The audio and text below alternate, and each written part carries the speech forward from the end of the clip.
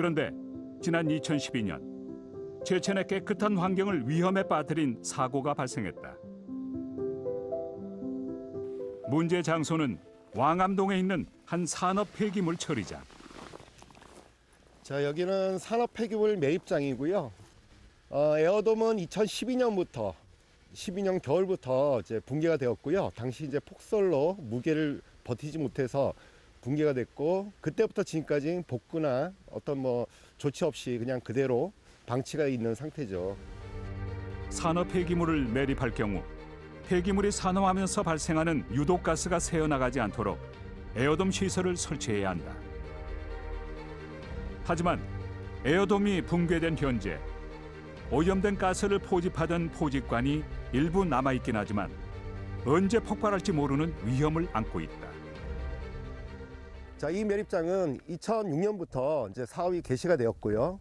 개시가 되자마자 그해 여름에 그 비로 인해서 이 에어돔이 한번 붕괴된 적이 있습니다.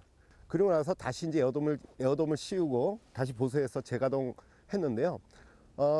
2012년도에 다시 에어돔이 붕괴되었고요. 그 중에 그 침출수가 외부로 나갔다는 의혹들을 계속 저희가 제기를 했죠.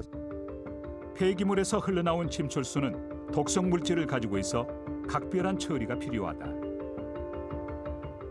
당시 폐기물 매립장의 규모로 양을 산정한다면 에어돔 내부에는 약 12만 톤의 침출수가 있을 것으로 추정된다. 유해한 물질을 관리하는 만큼 폐기물 매립장을 운영하는 사업주에게는 환경을 향한 최소한의 도덕성이 필요하다. 하지만 실상은 책임을 회피하는 일이 비일비재. 현재 사업주 역시 폐기물 관리법 위반으로 인한 집행유예와 벌금형을 받아 사후 처리에 사실상 손을 뗀 상태다. 지금 최소한의 조치도 못하고 있는 상태입니다. 그 여름 우기가 되면 제천시가 여기 위에, 그러니까 에어돔 상단에 빗물이 들어갔을 때 빼주긴 하지만 사실 그 비용도 한 1년에 한 1억이 좀 더 들어가는데요. 그걸 누구에게 청구할지도 모르겠고. 현재 제천시는 에어돔에 고인 빗물로 인한 2차 피해를 막기 위해 매년 지자체 예산으로 양수기로 물을 빼주는 작업을 하고 있다. 결국 우리의 세금이 쓰이는 셈이다.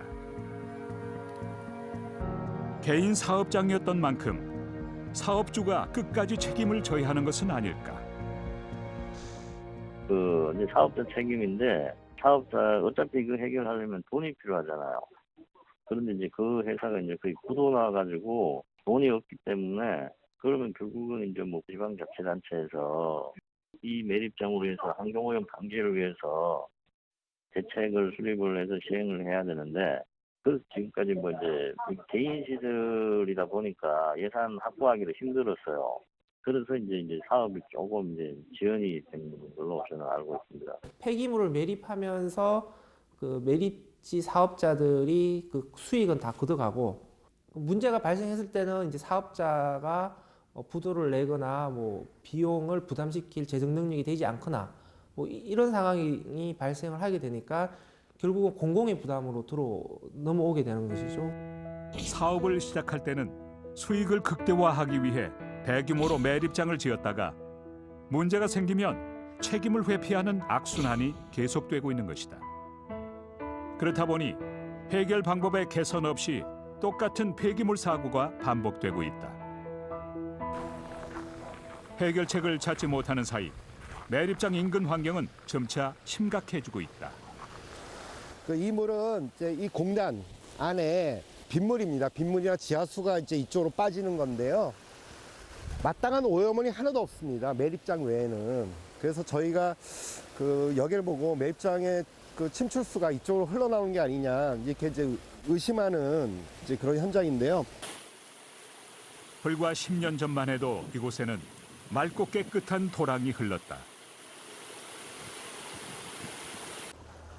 하지만 폐기물 매립장 사고가 난 후 누렇게 떠다니는 찌꺼기와 악취 때문에 이곳을 찾는 사람은 거의 없는 상태다. 하천 바닥에는 그 흔한 모기 유충조차 살지 않는다. 물고기가 매년 떼죽음 당할 정도로 이물들이 어떤 식으로 오염이 되었다는데 그 오염원들을 정확하게 해당 지자체나 환경청에서는 조사해서 밝힐 의무가 있는 거죠. 그리고 그 원인들을 규명해야 하는 거고요. 그런데 저희가 이걸 그동안 계속 이야기를 했습니다. 지적을 하고 또 환경청이나 지자체에다가 대책을 세워라라고 했는데 사실상 그때마다 원인을 찾을 수 없다. 원인 불명이다. 이런 식으로 덮고 넘어갔단 말입니다. 지난 2015년 원주지방환경청에서 수지를 조사한 결과 침출수의 유입으로 인한 오염이 확인됐다. 하지만 예산 부족을 이유로 아무런 해결 방안 없이 방치된 상태다. 5년이 넘는 시간 동안 물고기의 떼죽음 역시 반복되고 있다.